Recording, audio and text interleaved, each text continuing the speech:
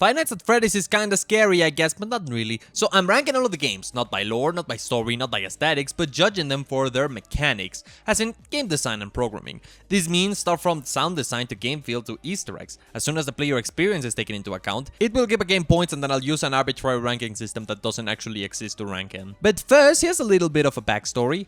I've been following Five Nights at Freddy's since August 17, 2014. I've been a veteran at this bad boy since before MatPat milked it harder than 50/20. I've been studying game development for the past 3 years, like professionally, and I've made a Fnaf fan game myself, which means I understand the inner mechanical workings of these games somewhat. And I've checked the code out of most of these, so I believe I'm decently qualified to give a good ranking about this.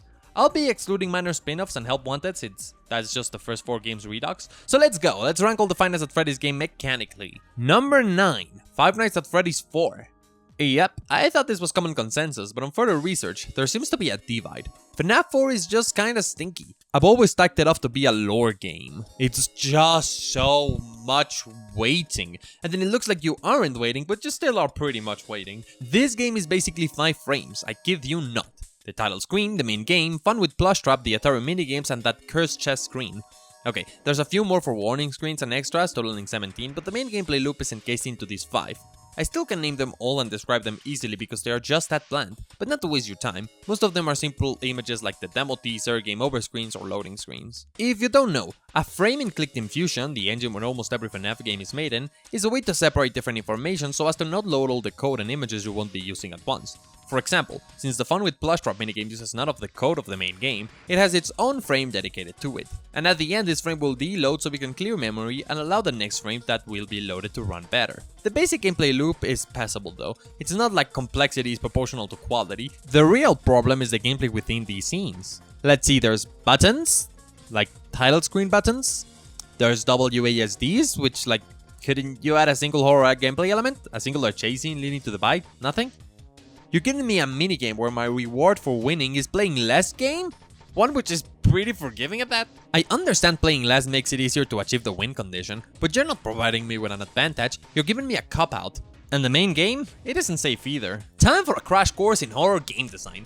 Information leads to success. Limiting this information leads to anxiety. Resources lead to safety. Limiting these resources leads to uncertainty. Repeated chores lead to flow. Forcing these repetitions leads to concentration. You can use this combination of anxiety, uncertainty, and concentration to create what we call horror. All of these have very basic examples that you've probably seen before, like getting chased by a monster where you're unable to gauge the location of the threat, losing your gun where you're unable to fight the thing that you previously could, or going through the same room over and over and over where players are trying to identify progression by looking for unfamiliar environments. Of course, there's more to it, but this is all you need to know. Now, how does this fare with Fnaf 4's mechanics? Let's see, your information is only sound. Your resources are none.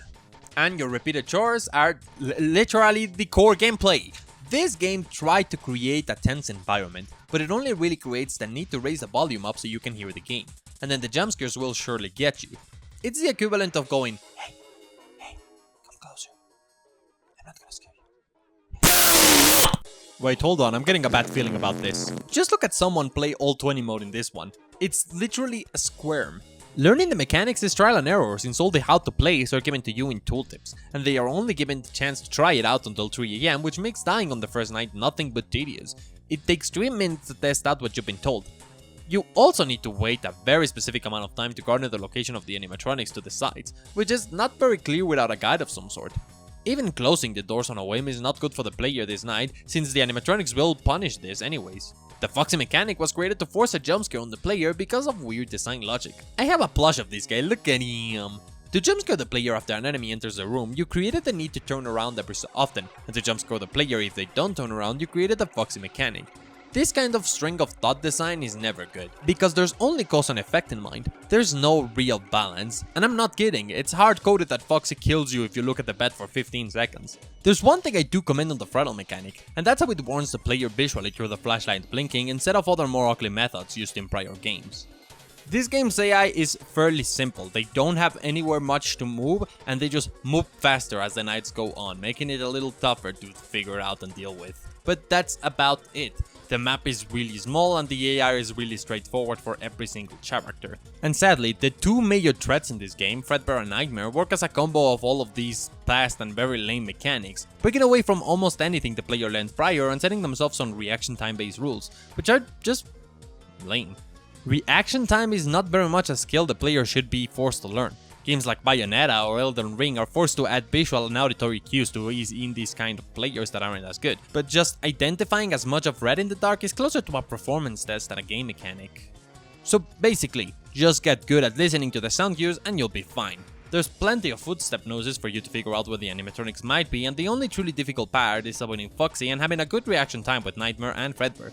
I feel like this makes for quite a tedious game instead of a challenge. It gets repetitive way too quickly, so despite the fact that you are moving all around, it feels like you're just waiting for the game to hit 6. This is a problem all the Fnaf games have, but this one has it even more, which is weird because Scott already tried fixing this in Fnaf 2 and 3.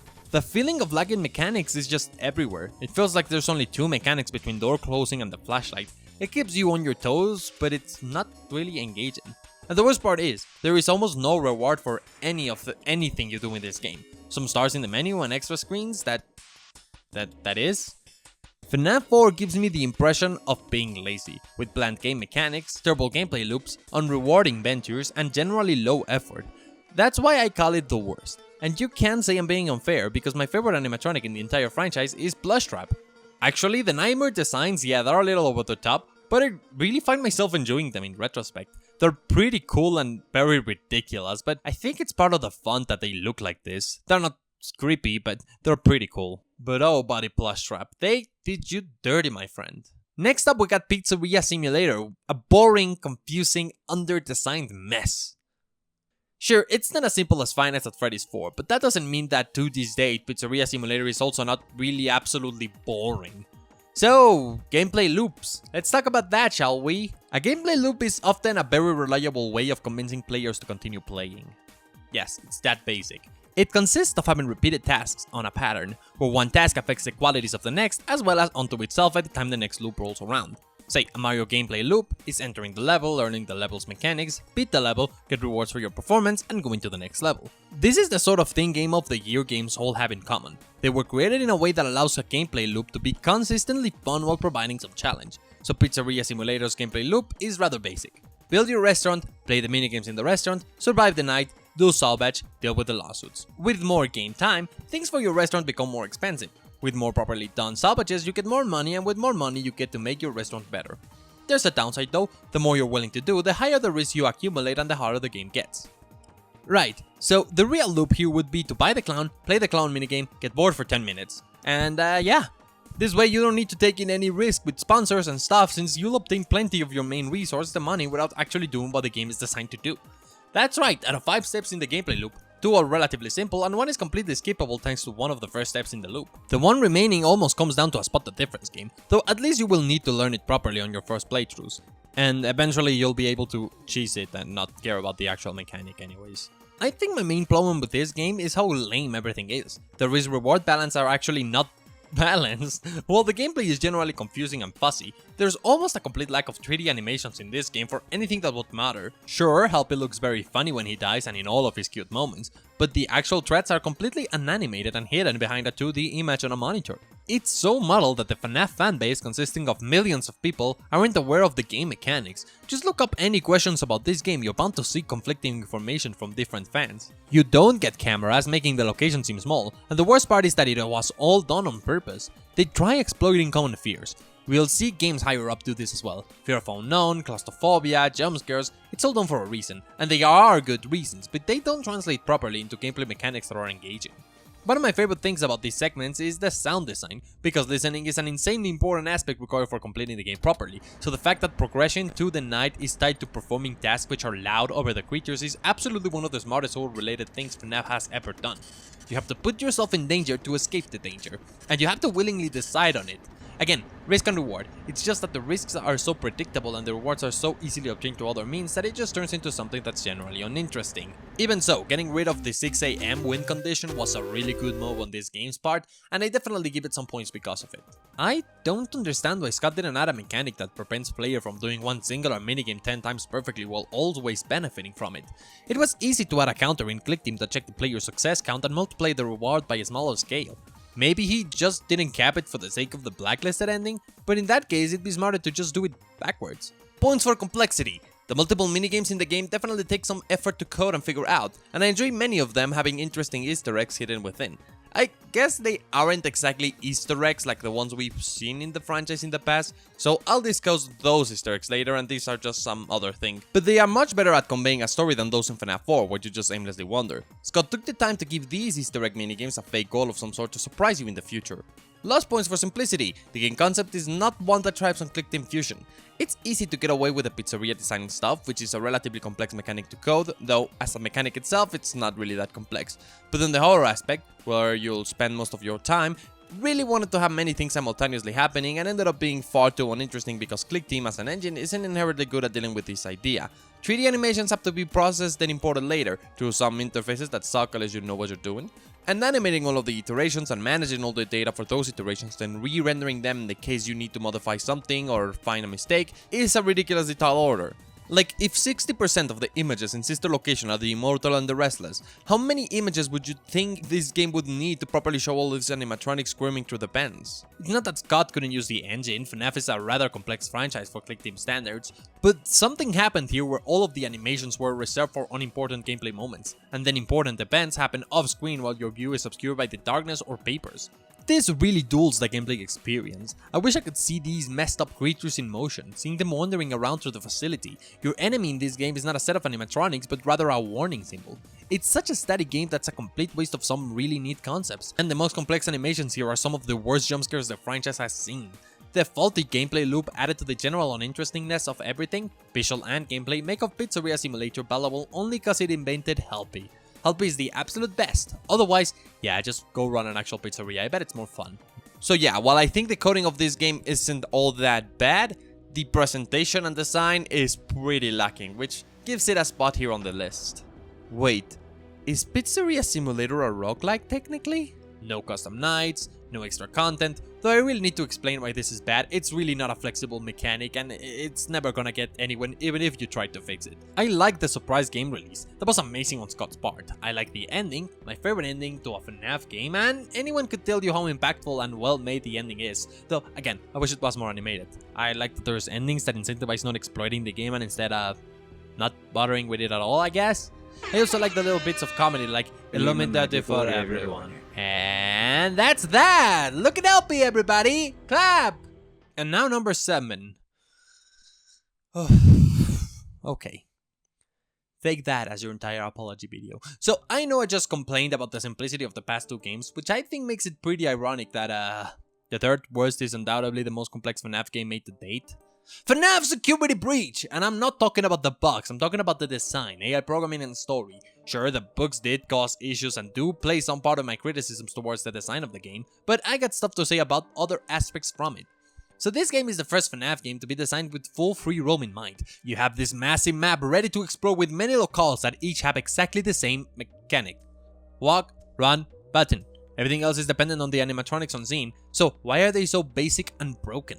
Honestly, I don't even know how to organize the segment dedicated to this game. There's something wrong with it on every single avenue, from UX and design to programming and the way they implemented the Pizzaplex itself.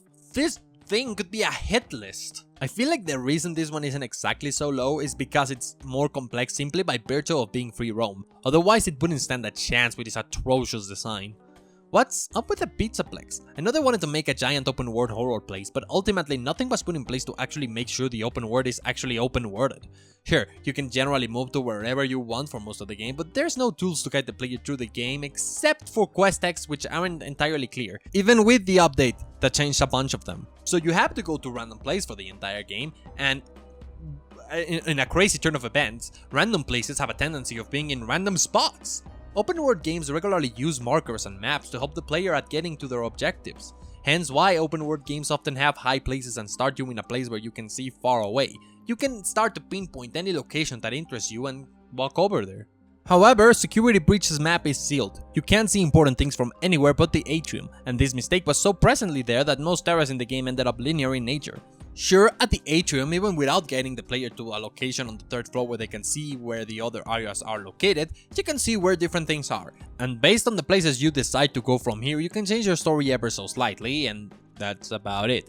There is no hints to help the player at all, including getting the collectibles. Most rooms look pretty and are awesome but have nothing in them but items with bland and uninteresting descriptions. Between choosing a properly designed map and making a linear experience that's great but only feels open world, they choose the latter. They avoided the issue at the cost of their concept. And the Pizzaplex is just straight up the largest selling point and budget whore in this game. It's a high-end, detailed and intricate location, designed to feel like a real place that is habited in the mornings. It's so cool that people even made a whole-ass Minecraft replica of this place. So why in the damn hell is this place so terribly optimized? Collision mapping is almost on par with the actual collision, which is unnecessary and probably made it difficult to work with collisions in the game. And then lighting. Let's talk about lighting. First off, these people never playtested their game on a different gamma setting, leading to everything in the game looking all wrong because it's a horror game, and would you believe that people like playing horror games without modding lighting if possible? Second off, if you use a debug menu to turn off all lighting from the game, you get no absolute lag, so the loading and deloading of the Pizzaplex probably works just fine, or at least well enough to remain in game until all major bugs are fixed. So can I get an explanation as to why they did not make a single fix for this? I'm not at all sure what happened here because I'm not an Unreal Engine developer nor know very much about lighting in it, but I get a suspicion that they have no static shadows and everything is generated dynamically to accommodate some of the ray tracing shenanigans. Don't quote me on this, but couldn't they have added an extra shading option that downloads bait light maps to reduce performance hits on low-end hardware? They would probably be heavy since most major textures in Security Breach are 2K to 8K, but it could have made the game a lot more bearable, I think. On a note about the linearity, doesn't it strike anyone as odd that the game is a linear run from the monster type game? Who thought to make a Five Nights at Freddy's game where you only spend one night running around? The gameplay of the old games does not translate at all to this new one, and it shows. Fnaf has never been about running from the animatronics, and never been about hiding from them either. No, it has always been about fighting against the animatronics or at least surviving them, and you easily see people use and abuse the camera and blast it once they get it, because it allows them to fight against the animatronics like they naturally do in the finest Freddy's franchise. They could have easily paired the sister location formula, with each night being its own challenge, to a free roam game where you avoid the animatronics more than run from them. Create situations where you have to get close and personal, then use your resources to avoid certain doom. You wanna know of a game that does this? Half-Life Alyx. During Chapter 7, you have to avoid being caught by this guy called Jeff. Jeff reacts to noise, just like Foxy would in this game if she was properly programmed. However, he also spits out this poison gas that the players need to avoid by covering their mouths. This means that the strategy for fighting against this guy revolves around misleading him away from you. It's a puzzle mechanic, but it works amazingly at keeping players terrified. There's a segment where you need to have Jeff on a corner and press a button that's right next to his face, and that's literally something that this game should have done multiple times, and yet instead all the mechanics revolve around being as far away as possible from the animatronics. Now, imagine you got 4 animatronics, each with a unique mechanic that requires specific actions to avoid. Actions such as using resources, having proper timing, listening for audio cues, or having spatial awareness, and they all come at you at once. This is what Security Breach should have been with its animatronic AI design. Have areas dedicated to a singular character, later expanded by having several of them attack at once, and then culminate with the 520 challenge for the final boss. This would bring freedom to the game because you could have forced the player to choose their demon like they do in the custom night games. Oh, and if you're a Fnaf fan, you're probably familiar with the glitched attraction. Well, it's a fan game that sorta does what I'm talking about here, so do check it out if you want to compare. It's just a really good approximation to what I'm saying. I believe Fnaf was so effective for the people because it was a strategy horror game, and not just a free roam horror game, so it's a shame that they neglected making the animatronics unique. This is easy horror. It's scary at first, but it will soon get boring and repetitive without having any new scares. Now let's actually talk about the artificial intelligence. So you're telling me a pre-release build from a month before the game's release has one animatronic who, when spotting Gregory, gets his location, then pathfinds to it and stops without making another request until they have finished their pathfinding? Admittedly, this is a port build, so I thought that this is the way they had AI at that moment in the game's development, but it is pretty telling to me that they decided to port all their stuff before this. What is the AI of this animatronics? Is it like 5 lines of code? Cause it seems like it. The default Unreal Engine navigation mesh? Why can't they find Gregory when he gets on top of stuff? Do they just request pathfinding can't do it and give up? Why can't they determine whether or not a gap is wide enough for them to pass when actually performing the pathfinding? Why didn't they implement steering behaviors dedicated to not overlapping another animatronic's trajectory? Actually, this one peeps me off in particular. Not only does Monty work differently in every appearance of his, which is terrible game design, but he has a mechanic where he leaps towards Gregory, yet can overshoot him and fall off the map. This is an issue from 20 years ago that has long been solved. What's happening here is that the speed increment of Monty is too high, so one frame hits before the wall and the next frame hits after the wall, and they didn't do any checks, but this check is incredibly simple. All you have to do is trace a line from the starting position of the movement to the ending position of the movement and use that to check for colliders. This is an incredibly simple math calculation, but more to it, Unreal Engine already does it for you. And they're doing it all the time. It is called ray tracing and is literally a selling point of their game. Fnaf Security Breach, released 2021, cannot fathom any AI calculation using the agent's ahead position unless it's strictly for turning. Screw this game. I repeat, not last place because free roaming is already a complex mechanic unto itself. Let's talk about the story. Don't worry, I'm gonna keep it brief because this is getting ranty. Let's just pretend for a moment that they didn't ruin the amazing ending scene of Five Nights at Freddy's 6 by returning William and Molten Freddy.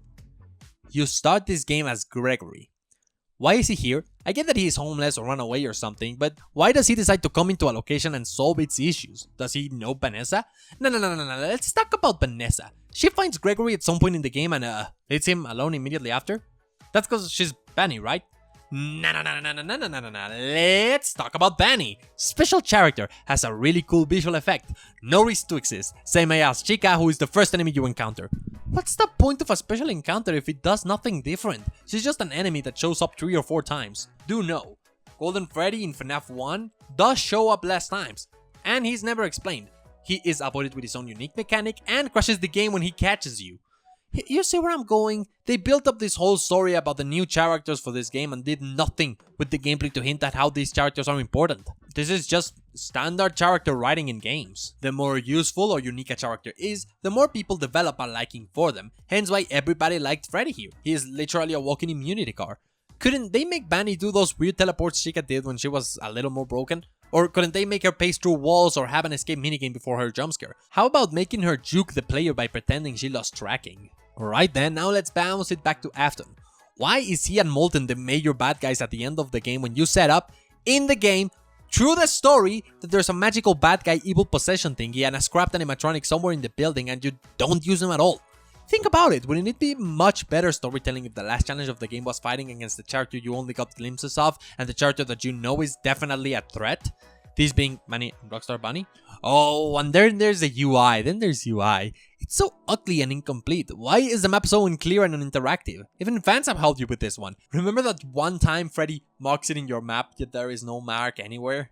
Oh, and then there's saves not working past 6 AM originally and collectibles not saving on collection instead of on saving to avoid repetition. Can you imagine if you didn't have to repeat 12 minutes of gameplay to get an inconsequential collectible?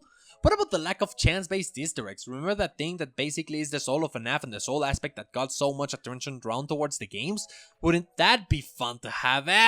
Just end me please! This game had potential. I've heard people say its issues are related to over-ambition and stuff, but the truth is that FNAF Security Breach was made by artists, not programmers and not designers. Sure, people in these roles worked on the game, but they didn't make the game. The game was built as a 3D model which you can walk in, not an open-world sandbox. This is a mechanical issue, then when paired with the lackluster programming, you get low-rate horror.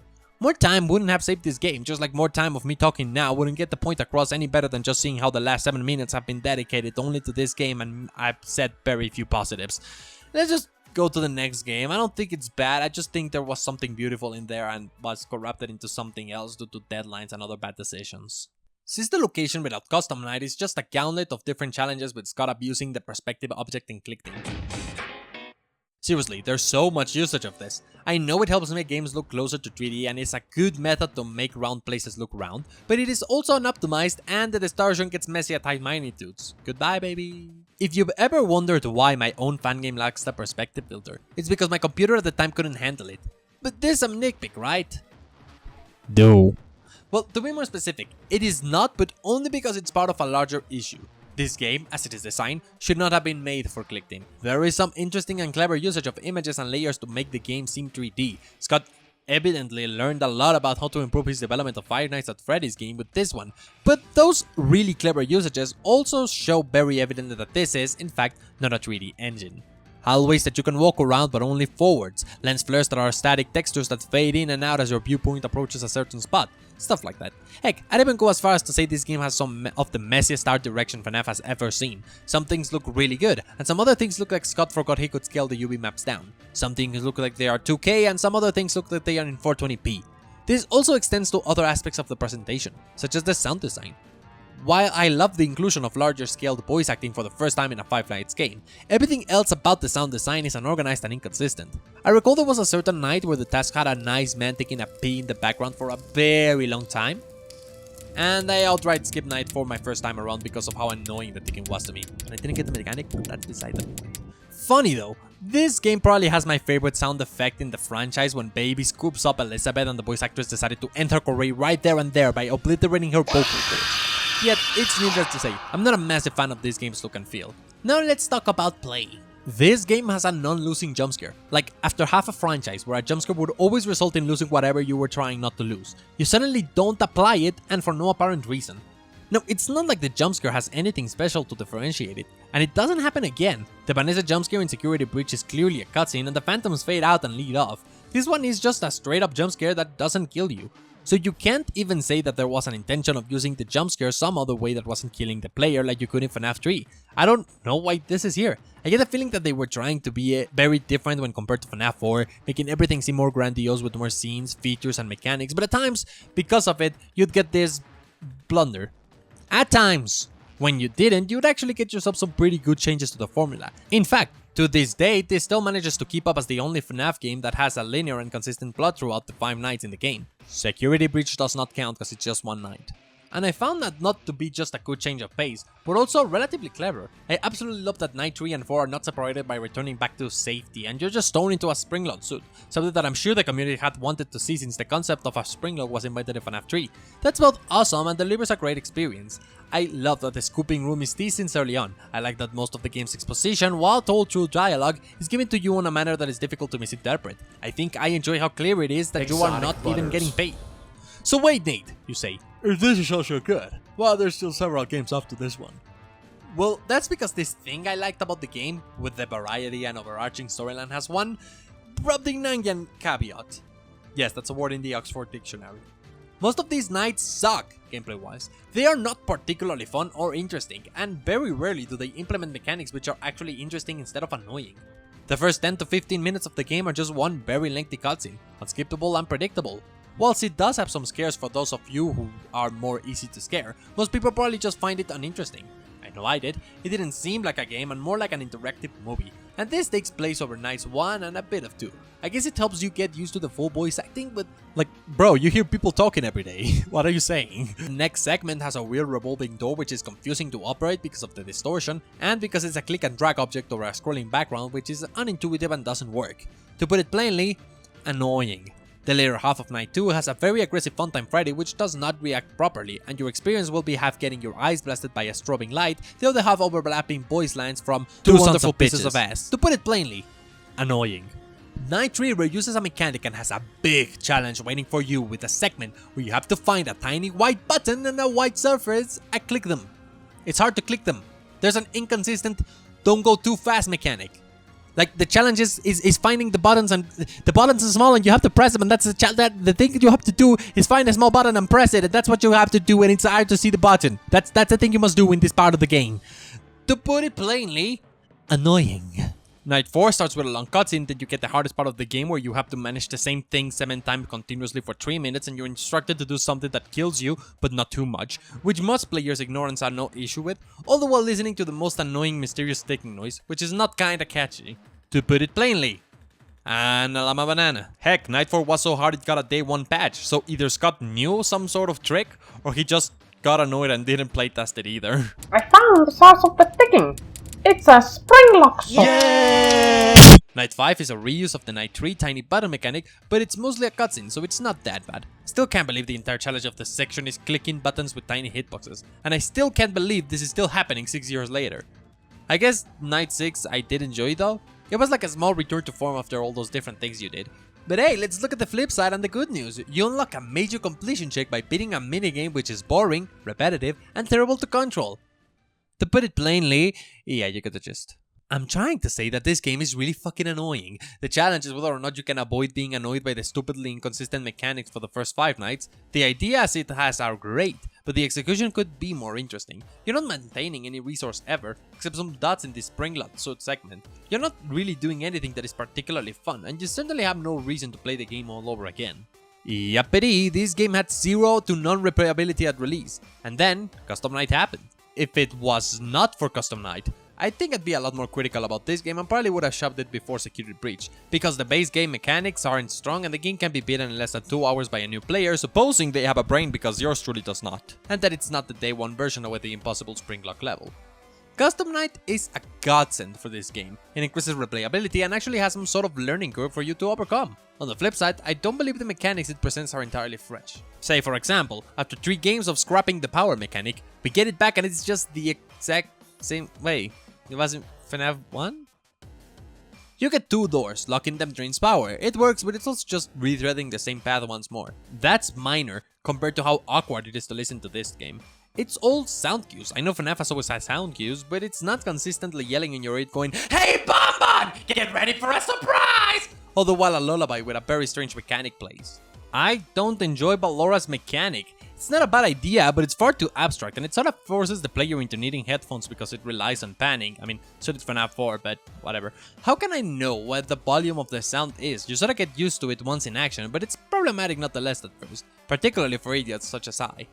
What are the Minorina mechanics? At this point, Scott already knew well enough that FNAF games were usually popular for Let's Players, so he made a mechanic that makes it hard to see the screen, even though there's no visual prompt to interrupt. I mean, maybe it makes it difficult to click on the nose. There's no reason for these guys to be here other than actively making the experience worse. Could you imagine how interesting they will be if they were a distilled version of the Springlock mechanic from the actual game, showing up at the corner of your screen and messing up your ability to hear by replacing loud audio prompts with more subtle yet varied sound effects, letting you kick them out by holding click on them for a bit? I think this would make a far better mechanic. A little bit. It's a meme, so I gotta respect it at least, even though it also blows out your ears. I don't think the animatronic design of the AI here is really bad, I just don't find it to be that interesting, and it could have been much better. It's like, the ideas are great ideas, but the execution of the ideas are very lacking. Yeah, I think this game's transition into more comedy and children's directed aspect wasn't as solid as I had learned to expect from FNAF by then, and some of the mechanics suffer greatly from silly design issues, but other than that, it's a great game, just technically not that impressive. Oh yeah, and while researching for this video, I heard about something called the adult theory. It like implies that the animatronics are supposed to be sex bots, and honestly, that's beautiful. That's peak FNAF fanbase. All in all, what I'm trying to get at is that Markiplier had red hair when he played this one, and I hate it. For number 5, we're gonna have to go back all the way to the first game. FNAF 4 just kinda stinks. It always stacked it off as a lore game. It's just so much. Wait, no, not the first game of the list, buddy. The first game of the franchise. When everything was so simple, and I uploaded analysis of FNAF 4 teasers and a singular video titled "I Don't Cry with FNAF." Pipe, it was 2015. 5 Nights at Freddy's. Yes, the plural of Freddy's. This game is, of course, a classic now, and most retrospectives on it agree on one thing. It has, undoubtedly, the best atmosphere in any game in FNAF. It's the perfect example of something that has all the basics nailed down and executed almost flawlessly. So let's talk about how unfair it is that this game's gameplay was almost entirely overshadowed by probability-based Easter eggs, and how this important mechanic only evolved in a single game of 8, eventually ending up entirely reverted or neglected, like that poor Chinese prodigy that lost his first piano contest even though he's only 6 years old. Because FNAF is by nature repetitive, you will have to play it over and over, and it's a big amount of waiting and looking at the same few images. So Scott decided to make it so that occasionally different things would happen. This is really smart. Attentive players would sometimes notice all of these little details that cue them into story details back when it was simple. Have I told you how basic the plot of FNAF was when this came out? Just a serial killer killed 5 children, put them in animatronics so they became possessed and want to kill you now. It was beautiful in a way. But then you'd start to connect the dots, like How come there's only 4 animatronics if the game mentions 5 dead kids? And what does the bite of 87, mentioned in one of the phone calls, really come into the story? We didn't know FNAF 2 would expand and explain many of these discrepancies, much less that FNAF 3 would literally end them without us connecting the dots. But the gameplay impact it has was massive because it taught us to find things which are unusual. The game is about finding these unusual things when you open a camera and see that an animatronic has shown up even though they're not supposed to be there. It's a mechanic that exploits the limitations of both the game engine and the game engine. Okay, and the game engine, and the game engine, and the game engine as well. Not the game design, I can totally read my own script. So the storytelling in Freddy 1 is surprisingly effective at building a game franchise. It gave us elements to keep us thinking about and presented them in a way that made everything way more mysterious. Golden Freddy in particular is genius, and I'm unsure whether Scott knew that it was when he made the game. Golden Freddy is not exactly rare. He might seem rare when you look at the chance, 1 in 100,000, but when you take into account that it's rolled every second, you can calculate the odds of him appearing out of 1 in 183 nights. And given you'll play 6 nights while going through the game, 3 in 100 players would witness it if they never fail. I'd say the chance of someone seeing him are about 5%. Compare that to Shadow Bunny in FNAF 2, with a 1 in a million chance every time you lower the monitor. If you flip the monitor every 6 to 8 seconds and had no puppet to deal with, we're talking the chance of it is 1 in 17,200 nights. But Golden Freddy, he was uncommon enough to appear rare to most players. It's because of this that most players knew of Golden Freddy and had an opportunity to see him if they went into the franchise. It helped them feel lucky and threw a wrench into their gameplay by adding a potential new variable for them to look out for, being presented true in a way the game has trained us to spot and be wary of. The secret mechanic of Easter eggs like this is sorta lame. Just flat values being thrown out. It made for a good intrigue, but sadly it remains like this in almost every FNAF game except 2, one being Security Breach, which uses these Easter eggs as a reward for careful exploration. It worked for this game, but as I said, only one other game really moved away from random values and sort of attempted to do it better. The resource management in FNAF 1 is fantastic because you have one resource, and the more safety you can obtain for yourself, the more of this resource you lose. If you look at the cams, you learn what threats to look out for, but it costs power. Same thing with using the lights or opening the doors. It's not a set resource, like audio lures you can use in FNAF 3 or time remaining before the marionette kills you in FNAF 2. It's probably your biggest enemy in the entire game, so you're likely to be on edge every time you choose to make a riskier strat to save power. Well, risky until you learn that most of the things in this game are redundant, then it's more about luck than anything. And I think that's my biggest design gripe with this game, the fact that once deciphered, you can put aside any worries you have. This is the sort of thing that FNAF 2 through 4 all did better. They all require you to keep yourself actively informed and on the pounce if you wish to survive. FNAF 1 is easy to read, you can tell what you must do in almost any situation easily. The cool part is that the game forces you to use these resources through Foxy and Freddy's camera exposure mechanics, so you always have to assess how much risk you wish to put yourself in. This game also has the power outage mechanic,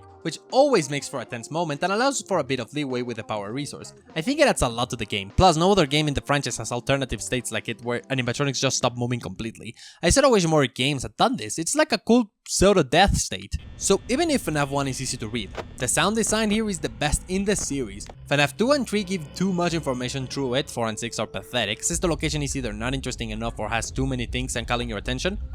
I'm looking at you, Funtime Freddy. And the P guy. This game is just right. The eerie hum of the fan providing a custom source of audio that makes the ambience both fitting and immersive while being an evident distraction from any important noise.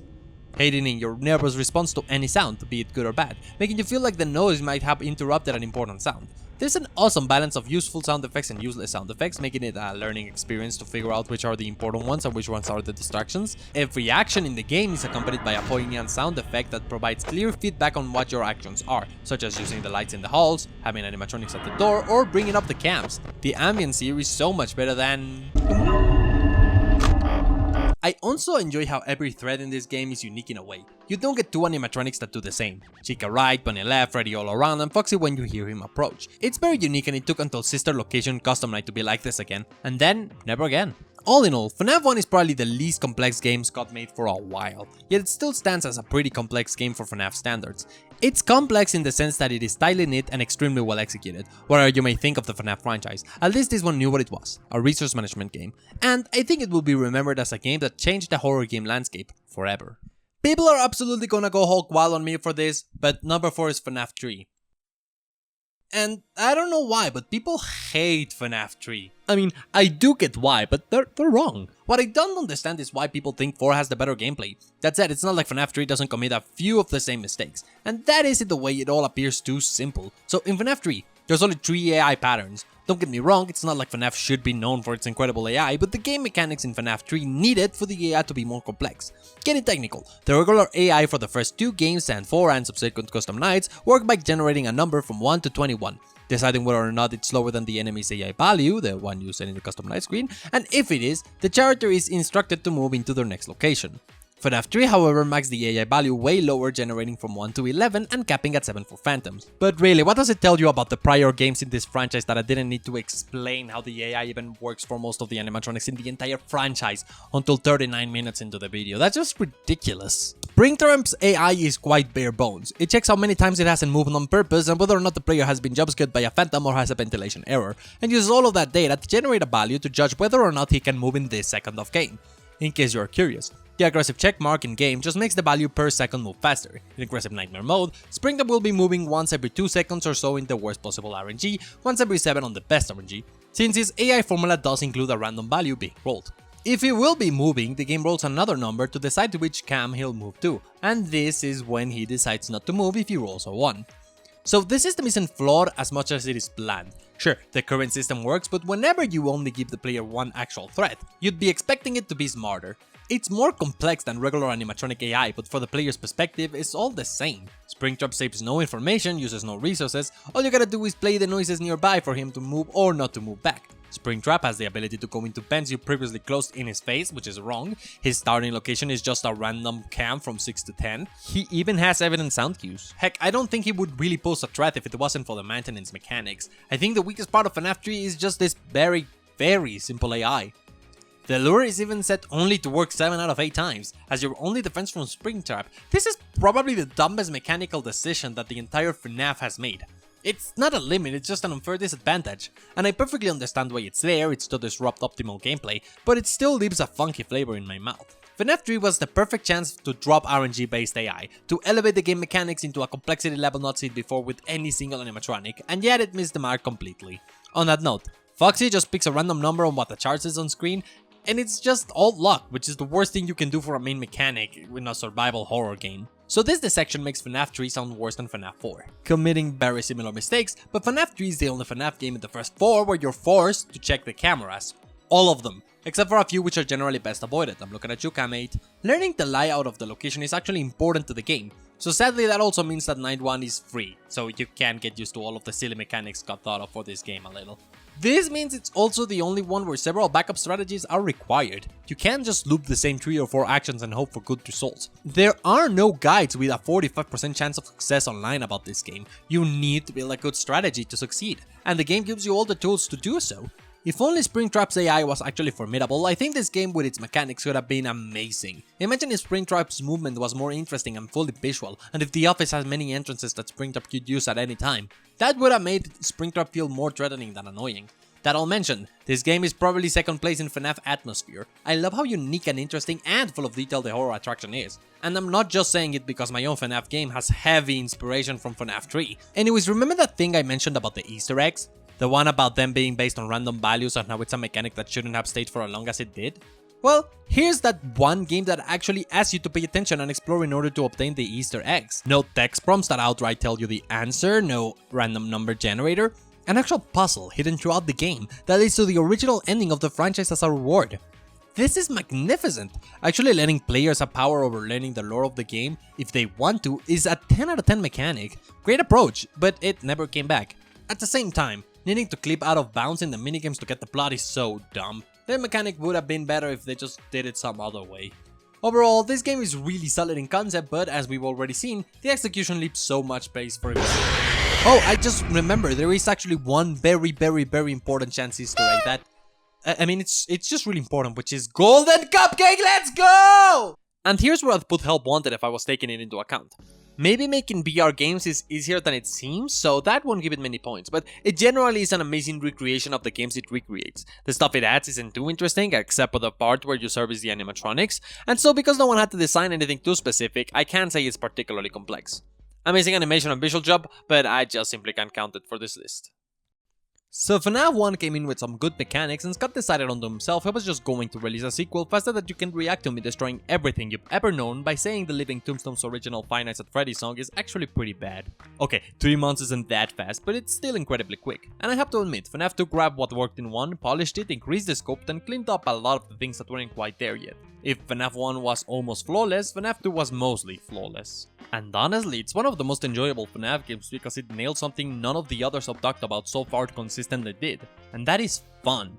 Fnaf 2 is fun. Wait times are almost zeros because you always have something to do, making this game feel more swift than the first. It also has more entertaining mechanics between the flashlight, the mask and the music box, so the feeling of flow is very strong on this one. And you can feel like you don't control the situation at all to feeling like you know exactly what you're going to do depending on the context. I think Scott perfectly described this game as chaotic, and so I don't have much to say about this game's technical aspects. The programming is almost the same as Fnaf 1, except the AI level increases throughout the night appear more hard-coded than griddle increments, most of which serve as a way to stall animatronics while the player gets on the groove during nights 1 through 6. Particularly because of phone calls. Though I think there's one clever usage of it in night 3 where like halfway through the night the toy animatronics chill out while the weather animatronics begin to pop off. Besides that, it's all the exact same in functionality except for Old Foxy, which now does something which I think I can best describe it as shenanigans. I'll just put it on screen instead of describing it myself because it's a little bit of a doozy. This game has problems, I admit, but many of them are obscured by the fun aspect I mentioned. Look at the flow state achieved with the music box. It's very nice for the game's rhythm, but ends up making the cams as a mechanic entirely useless. By solving the issue of Five Nights at Freddy's 1 with having too much wait time, he created the issue that would later be solved in 3 by making you use all the cameras.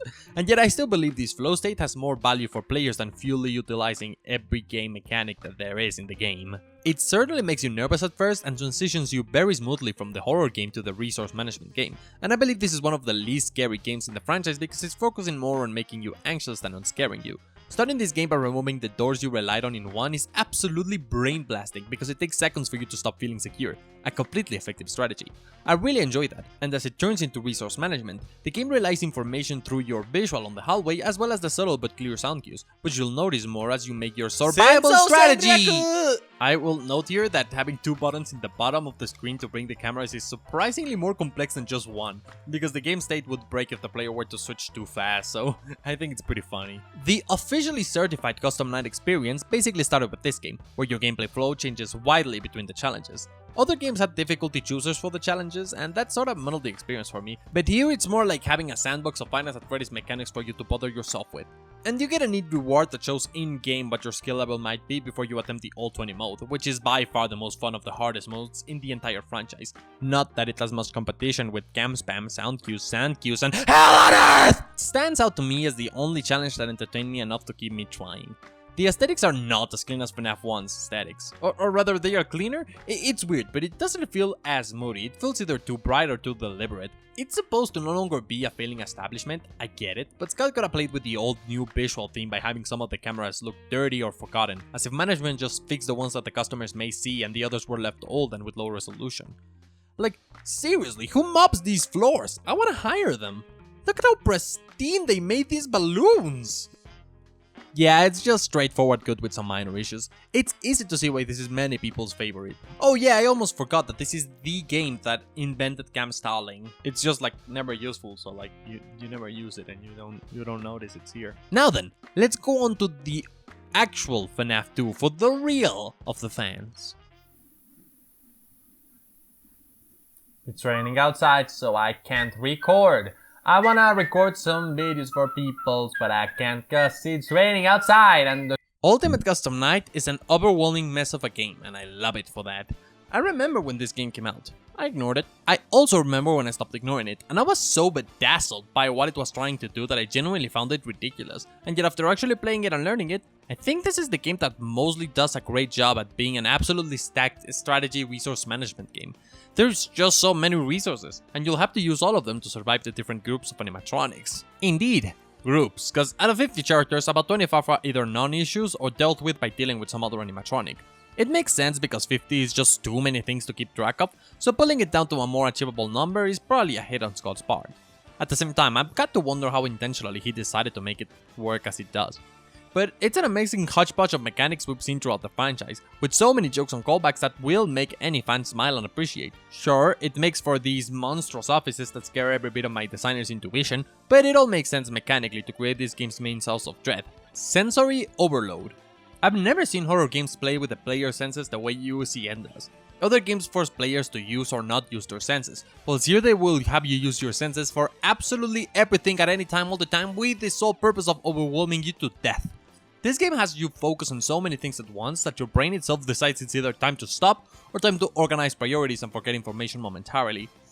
Do I need to really go into why this is genius for a horror game? Usually, games attempt horror to dread and fear. These are natural responses that are unavoidable for us, so even if we're playing a crappy game, we might still see the effects of them pop out. The difference between a good and a bad horror game being the lasting impression these emotions have on you. Now look at Custom Night. It's abusing your natural response to having too much information to cause the player to be anxious, distressed, and fearful all at once, by forgetting the upcoming threat. You're involuntarily putting yourself in a position of danger, and when your natural response itself is the one putting you in danger, it just creates a loop of confusion and fear that is ever so exquisite. I have to admit, I'm not too sure on this game's way of scaling difficulty and tutorials. It's a lot faster than a phone call, and that I appreciate, but it's just a block of text that gives you just enough information to let you figure it out. Plus, the scaling is left on the hands of the player, which has many benefits but also many issues. It's 100% adaptable to let any player choose how much they want to learn, what they want to learn, and when they are fine with calling it quits or continuing. However, if players aren't good at teaching themselves, then they'll be completely lost and dropping the game before getting anywhere. I'd say this comes to a user preference, but at least Scott did try to add natural pieces of tutorials as much as he could. Didi. She shows up occasionally to add a low-level version of an animatronic you have not enabled, essentially forcing the player to learn something about the character regardless of their success or failure at avoiding them. It's one of those bits that show how Scott tried to make this game accessible, despite how bonkers it really is. He also added challenges for those players that like some amount of guidance. They might not be perfect solutions, but they work for the game's purpose, and also for this video, because I'm using footage of all of these. Notwithstanding, this game has its problems with design, and the programming aspect was done really smart, but it's left far too bland to actually use the smartness. Like, for example, because you have more than 50 characters trying to murder you at once, you'd naturally encounter situations where two of them are overlapping and requiring an action at the same time. And in some cases this could lead to a game over. So because managing logic like that on a 2D visual editor like Clickteam would be a harsher nightmare than all of Fnaf 4, Scott sorta designated possible attack times for all the enemies. It doesn't take away from the experience because 50 animatronics means you'll be in trouble all the time, but it's a little bit of a cop-out design choice. I think cam styling is also a little cheap, but it's probably necessary to make the game possible, and again, it's a really old mechanic that is actually finally useful now. I still think having all of what's going on the screen with Clickteam sounds pretty difficult, and I definitely commend Scott for achieving that. So, for Ultimate Custom Night, Scott actually rendered the animatronics separate from their camera perspectives unless the animatronic is the only one in the camera, such as with Toy Freddy. This is really smart. Instead of needing every permutation of every cam with every animatronic that can be in it, you can just layer the transparent image over top. This makes it significantly easier to track animatronics, as each counter that denotes where an animatronic is can be checked individually. And in the case that an animatronic's movement value is, say, 3, then they'd be in their third movement phase and will only be displayed if the check is successful that 1. The player is in whichever cam, and 2. The value of animatronic's movement is at 3.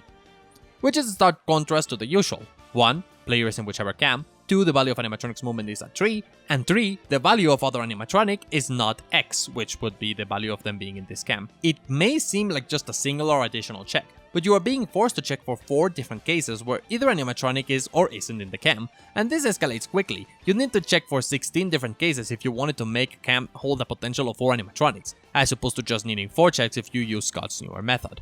Again, really useful, but it's never actually used in Ultimate Custom Night because only a few animatronics actually get to use this method of movement, those being Rockstar Chica, Freddy, and Jacko Chica. Though I guess it's also used for The Office, where there are massive advantages. It's just that Scott has always done The Office this way, and I don't know why he didn't catch on to do it with the other cameras as well. For the record, the camera with the most animatronics at once in the entire franchise would probably be Cam 7 in Five Nights at Freddy's 2, but doing all 16 checks was daunting on Scott, more so because it's actually 32 checks to account for flashlight on and off versions, so Scott up and circumvented having to deal with that by using a priority system that doesn't show animatronics selectively. I will mention here that this structure is also more programmatically sound, since each animatronic AI is its own object, so to speak, instead of the camera sending all of the information themselves. Surprisingly, he has been doing this with Mangle since 2, just It goes to show how much of a stride Scott picked up from Fnaf at Freddy's 2 to sister location. Tons of code is constantly being reused, so he never bothered with an AI system from scratch that would give him an advantage like this. And this is definitely the biggest downfall this game has. It could be very technically impressive, and its coding and design follow suit, but none of it is actually being used in practice. Not that it really needs to, since you're not likely to check the cams as much as you could. Still, sort of a shame. I also think that this game's reward system is lame. For every certain amount of points you get a cutscene and a handshake, as well as a longer victory screen. Like, maybe the process from Fnaf at Freddy's 2 end up being a better reward because you actually see them. But I really don't know how you could reward players for beating score thresholds besides cosmetics. Maybe infinite power-ups such as DD Repel? I honestly have no idea. So this game has power-ups which are useless. 2% more battery?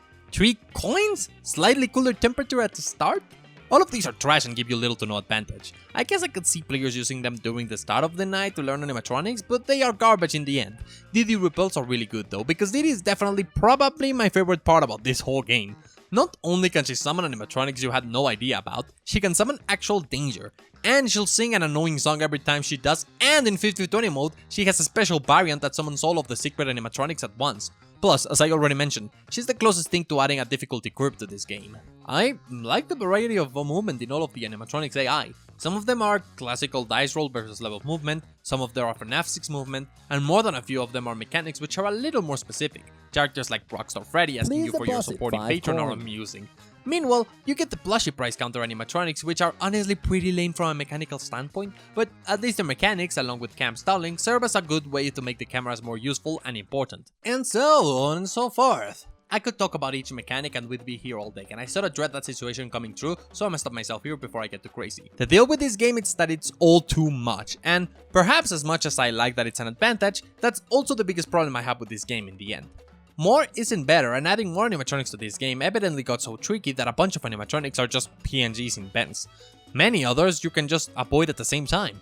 Look at Rockstar Foxy, you just ignore him and that's the challenge of the animatronic. Look at Night Marionette, it's very annoying but you can just have your cursor off screen and call it a day. Look at Candy Cadet, he got done dirty because he was removed from the game and that pisses me off. Where is Lemonade Clown? I'm dying over here! And yet I still want more. This game's design is so weird. Like, Scott did a really good job at making it despite how weird it really is. If Scott released a game with 10 animatronics that are all this varied, complex, and give us the use of every mechanic in it, I'd have no trouble calling that the most complex Fnaf game from a technical perspective, because it's just the tightness of the gameplay that really needs cleaning up in most of the higher rated games on the list. And then, we're up to number 1. Number 1's Fnaf World. Okay, so now that all the people who weren't serious about watching the video and just skipped to number 1 to see if my favorite game is also their favorite game, allow me to explain why Fnaf World is the most mechanically complex of the Fnaf games. 81 moves, 66 enemies, 48 characters, area detection, fights with unique IDs that load and change every time, fight system, fully explorable worlds, DLC content, several adapted game modes such as Platformer and Toho, a store, fan service, companions, the coolest rendition of Scott's avatar, dialogue system, a proper difficulty curve, low cheese factor, great design at points, intentional exploiting, multiple endings, 4 different maps to explore, and finally tons of fan games that didn't come out because making this game is actually challenging. Caveat, not the original Fnaf World. That one had many of these mechanics, but it didn't have the important design factors that made the eventual update 1 a much better game. And I feel like people think of Fnaf World as this with this. But then there's Fnaf fans like I am that have some real brain damage like I have, who remembered and applied that one famous Miyamoto quote that goes, "A delight game is Advance Wars 2, but a rush game is a rush game." Hold up. Advance Wars 2 came out while I was editing this. So let's talk about actual Fnaf World. I've never had more fun playing Fnaf than this. And I just can't believe no one else had as much fun as I did playing it. Sure, it might be one of those things where I'm just used to thinking faster so I could take in all of whatever this might be, or like some other people. But give it a while and you'll notice all of this garbage is purely visual and can be avoided and ignored completely. So first allow me to run down some of the bad aspects of the game, particularly the ones that are purposeful or miss the mark. The game has no tutorial, so you just sort of walk around, get in a fight, and have to figure out what each move does yourself.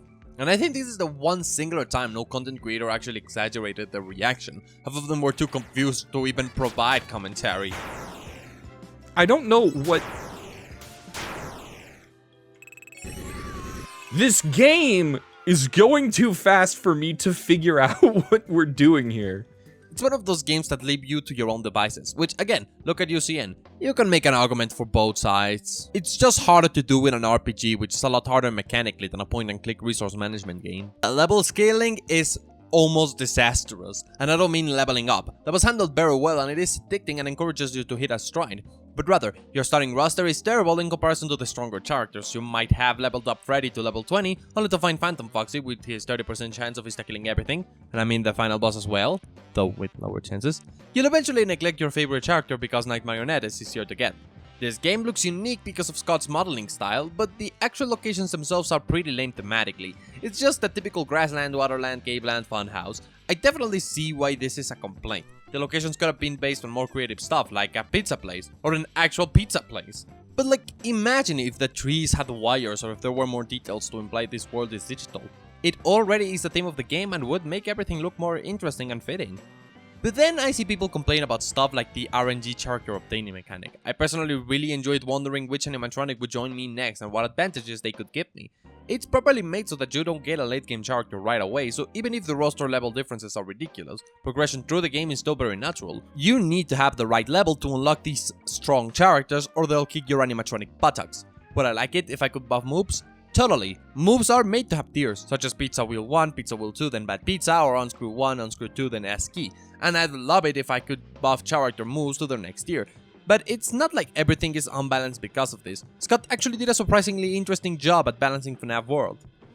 Or another complaint, the story. Fnaf World's story is quite straightforward. Something is wrong with the world and you have to fix it. But in truth, there's a secret side quest you must complete where you have to find these clocks by intentionally going deeper into the inner bowels of the game. And I always hear people say that Fnaf World is not canon to the franchise or it says nothing, but that's simply because the game doesn't have the air of intrigue we see in all the others. It looks harmless enough to disregard how Scott bothered to explain this game's nature and universe, and what it all means. Not that it really matters, okay? I don't know why people put so much focus on this fanbase about what is canon and what is not. It's not like a complex RPG story, but it is a story. One that says so much more than any game I've talked about before this one. But I think I'll dedicate a segment specifically to this, so give me a moment. In truth, I feel like people just blew this issue out of proportion while being stuck on its canonicity because 4 left a bad taste in their mouths after dividing the fandom through a set of plot bites. Pun fully intended.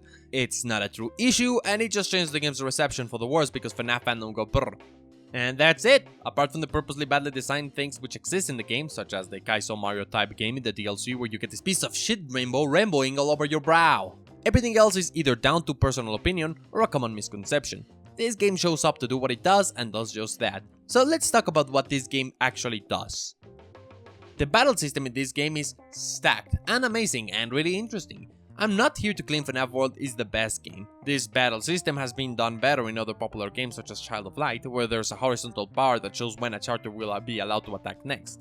Fnaf World has a very archaic but fun version of this though, where the flow of the battle isn't stopped to perform attacks, and just because of this I believe it's incredibly unique. It prevents the player from coming up with an infinite survival strategy that have them one-shotting the final boss of Persona 5. It's not like it doesn't exist. If you have a good team with barrier, give boxes and S-Key, you can easily beat the game, even whilst under-leveled. But the path there on the base game requires you to first make other strategies with the team you have before unlocking Endo 2, Funtime Foxy, and Shadow Freddy, all of which are characters obtained closer towards the end of the game. Ultimately though, for the purpose of this video, tell me a single FNAF mechanic that is as complex and interesting as this battle system. Timing button presses, a character having more complex formula than usual, scaring you than offering you a map?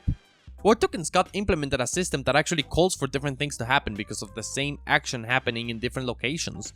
On that note, the game even has bites, which can help you damage different enemies in different situations, and some are obtained through a special method that I'll talk about in a bit.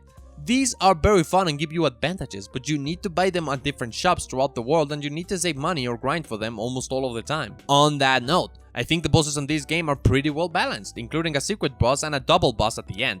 They are properly difficult and will pose a challenge even with the most optimal setup. They get some insane attacks like Fourth Wall, which deals massive damage to your whole party, and then their attack rate is particularly fast. They are overpowered if you're underprepared, but never underpowered unless you're overprepared. And I always like the design Scott gave this guy, as well as all the enemies in general. Look at Totemole! I have to mention, the Scott boss is also really amazing despite the profusal labeling. He is only available in hard mode, so you need to really learn the game to get to him. And the best part is that he gives your absolute ass if you're not ready. Can I stress that Scott just let you kick his absolute teeth in as an ending to this game? And his design goes hard in this 3D mode, it's sick! Sick is also the music of this game. I still think FNAF 1 has the better soundtrack, obviously, but you gotta admit, the Scott boss theme as well as many other songs in FNAF World are absolute fire! You could burn down a demon with his demons using this song alone. It was composed by Leon Riskin, and all of the tracks he's made for FNAF throughout the years are genuine bangers, such as title screen music. But to me, the world soundtrack stands out. I feel like everything else is too ambiental, but he really got to shine here. Security Breach? Didn't have him.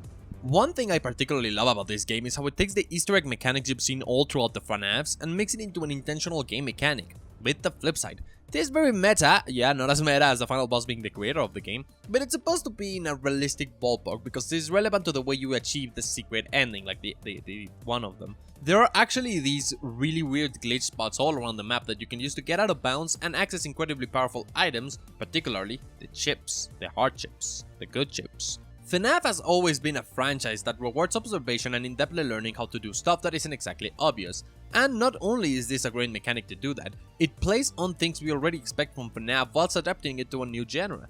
The red chips here are immensely strong. All the lower level chips give you mild advantages for doing difficult bosses, but since these red chips are obtained after going through a gauntlet of overpowered enemies, then a strong boss, all after you figure out how to even get into the glitch land, it makes sense for these to be so strong.